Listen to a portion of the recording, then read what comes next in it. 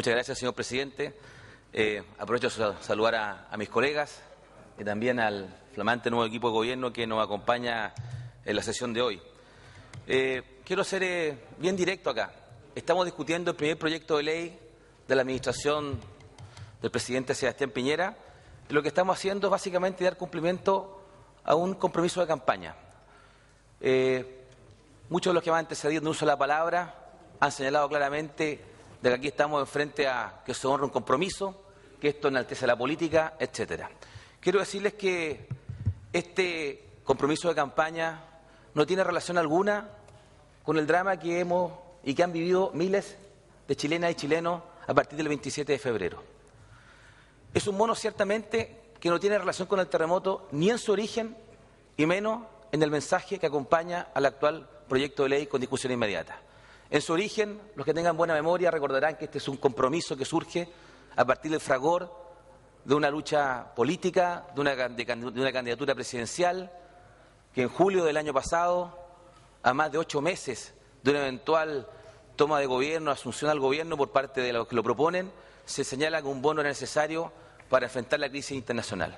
En su oportunidad expresamos a aquellos que estuvimos en el fragor de esa lucha política qué nos parecía ese bono, el daño que hacía, a juicio de muchos de nosotros, que se planteara ese tipo de propuestas en una contienda presidencial, por lo que significaba. Para muchos, y sigo creyéndolo, que con esa antelación era difícil creer que iba a ser necesario o a ciencia cierta la existencia de ese bono, y si así fuere, no es necesario anunciarlo, sino que en el caso de llegar al gobierno y estar ante las circunstancias que era requerido, haberlo propuesto. Nos pareció lisa y llanamente una forma tal vez de echar a perder un poco más la política que a rato está bastante alicaída en nuestro país. Quiero señalar además que no tiene nada que ver con el terremoto a partir del mismo mensaje. No lo voy a leer, lo tiene cada uno de nosotros, de frente nuestro, pero aquí habla del terremoto y no hay medida que identifique nada concreto para hacer frente a lo que sufren muchos chilenos a partir del 27 de febrero. Pero no soy ingenuo. Me doy cuenta que tampoco hay nadie en esta sala que va a votar en contra de este proyecto de ley. Sí, yo voy a concurrir con mi voto favorable a este proyecto de ley. Como habría concurrido favorable a un proyecto de ley similar, pero de mucha mejor calidad, que también propusimos nosotros en nuestra oportunidad en el fragor de la campaña presidencial. Un bono de carácter permanente, aunque más económico. Un bono que sinceraba lo que este mismo proyecto de ley señala acá. Un bono nuestro que decía que en marzo son cientos y miles de familias chilenas que enfrentan costos distintos. Algunos hacen frente al endeudamiento permanente que tienen con casas comerciales. Otros a su endeudamiento de las fiestas de Navidad. Otros a su endeudamiento de vacaciones, los que se las pueden tomar. Y otros a hacer frente a los numerosos gastos que tiene marzo para la familia chilena. Y haciendo frente a esa realidad es que otra visión de entender Chile en la política propuso un bono permanente, pero no en billete. Era un bono que fuera a subsidiar y la entrega de útiles y uniformes para hacer frente a esos gastos. Y además de carácter permanente, para que no se entendiera como un incentivo para que alguno pudiera creer, nunca falta el mal pensado, que se estaba induciendo el voto de los chilenos. Esa fue la diferencia. Y voy a votar sin complejo por esa razón. Pero no voy a votar engañado de que este es un bono para enfrentar la reconstrucción, no es un bono para enfrentar la emergencia, porque no distingue, como lo dice este mismo proyecto de ley, no distingue de alguien que legítimamente, estando en el 40% más pobre de los chilenos, en Iquique o en Arica o en Alto Hospicio, como decía mi colega Rossi, que la está pasando mal, no distingue con respecto a aquel que perdió su casa en Dichato, en Iloca, y no distingue tampoco respecto a aquellos que viven en la región de Senador García, y no distingue tampoco de aquellos que han perdido su habitación en San Antonio. Más de 300 familias en Villa del Mar, 8 blocks, perdieron sus casas. Estamos hablando de 300 familias. Estamos hablando de los damnificados en Ojos de Mar. Entonces, no distingue este bono. Por eso que creo que no hay que llamarse engaño. Lo vamos a apoyar porque va a ayudar, pero no para el terremoto. Se ha hablado de la reconstrucción. La reconstrucción no es neutra. No es neutra. No es neutra la reconstrucción. La forma en que vamos a reconstruir va a aflorar las visiones distintas que tenemos sobre Chile. La forma de financiar la reconstrucción va a poner distintas visiones. Algunos tal vez va a querer que se financie tal vez vía simplemente echar mano a las reservas internacionales. o a los recursos adicionales que vamos a tener este año, producto del alza del precio del cobre. Paréntesis, señor presidente, se ha hablado mucho de las finanzas fiscales. Nunca en la historia de Chile se han entregado finanzas fiscales más saludables para la economía nacional como lo que se ha hecho desde el gobierno del presidente Michelle Bachelet. Nunca. El presupuesto fue calculado alrededor de $2,7 la libra. Está en 3,3 y nada dice que vaya a disminuir. Ese solo hecho le va a aportar al fisco más de 4.000 millones de dólares. Sí, hubo un déficit el año pasado. Si lo ponderamos por los 4 años de gobierno de la presidenta Michelle Bachelet, tenemos un superávit gigantesco.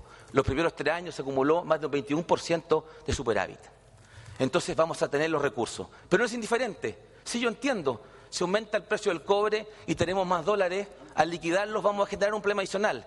Pero entonces, no engañemos a la opinión pública. No es que no haya recursos, va a haber más plata. Otra cosa es cómo hacemos para que macroeconómicamente no nos perjudique a nosotros los chilenos.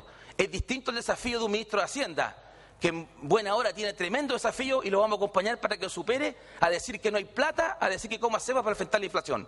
Eso es distinto. Y eso, nuevamente, mueve engaño. Entonces, cuando hablamos de la reconstrucción, no es indiferente. Se ha anunciado un proyecto de ley de donaciones. Esa discusión va a ser muy dura y muy severa. Porque muchos entendemos que para financiar la reconstrucción no voy a achicar el aparato del Estado. Porque yo creo en el Estado de Chile. Y no voy a permitir y voy a oponer a que sea a través de reducir el tamaño del Estado para que algunos hagan la donación que tal vez tendrían que hacer de todos modos. En todos modos, y sin pecar de populista, quiero decir que para reunir los más de 30.000 millones de pesos que se juntó con don Francisco y todos los que aportamos en Chile, no hacía falta ninguna ley de donación especial que la que ya tenemos. Cuando se quiere donar, se puede. Las franquicias tributarias del año 85 han tomado más de 20 años y no me digan que se siguen justificando a partir de lo que se justificó en su oportunidad, que fue el terremoto. Entonces tenemos una visión distinta. Y como la reconstrucción, no solamente cómo lo financiamos, ¿en qué reconstruimos? ¿Qué vamos a reconstruir en Concepción, en Talca? ¿Vamos a recuperar el valor patrimonial de lo que se cayó? ¿O vamos a hacer un análisis costo-beneficio que es mejor poner una casa canadiense? ¿O le vamos a pedir a los abuelitos que no tienen dinero para recuperar su casa, porque no va a tener, y que tal vez no califican para el subsidio? ¿Le vamos a decir que tienen que vender su casa y irse a vivir fuera de Talca? ¿O le vamos a pedir, quién va a dirimir eso? Aquí puede haber incluso una gran especulación inmobiliaria respecto al futuro. ¿Qué vamos a hacer con la pesca artesanal? Se mencionó aquí los pescadores artesanales. Han perdido aparejos, han perdido botes, han perdido fuentes de ingresos a lo largo de la costa chilena. Pues bien, ¿no será tal vez, si hablamos de medidas de emergencia de construcción, adelantar la discusión de la ley de pesca de una buena vez? Que está para el 2012. ¿Qué vamos a privilegiar cuando hablamos de reconstrucción nacional? ¿Van a ser los hospitales primero? Y bueno, si son los hospitales que se cayeron, los que había que arreglar, ¿van a quedar postergados? ¿Vamos a postergar primero, vamos a arreglar la educación? ¿Qué temas son los que vamos a priorizar? Estas preguntas, uno se dice, ¿y dónde las vamos a responder? Y yo espero, porque soy un optimista, a mí me van a enterrar, señor presidente, con una sonrisa en el rostro, porque soy optimista de que para responder estas preguntas, espero que el gobierno y la actual administración sea generosa e inteligente para entender que hay que responder de manera conjunta. No sé si se llamarán comisiones, porque escuché también declaraciones que las comisiones no servían, que había que salir a la calle a trabajar. Quiero saber si antes de meterle un bulldozer a una casa en San Antonio, a una casa en el centro de Talca o en Concepción, vamos a tener un criterio respecto a qué es lo que vamos a reconstruir y cómo lo vamos a hacer. Y para eso espero que el gobierno, que ha anunciado prontamente leyes de emergencia y ley de reconstrucción nacional, 2 instrumentos distintos que concurran a consultar para que todos podamos participar de la forma en que creemos que vamos a resolver esto. No hay espacios para populismo. Voy a apoyar este proyecto de ley, pero no me engaño que lo que queda pendiente es lo grueso y es lo más fundamental. Muchas gracias, señor presidente.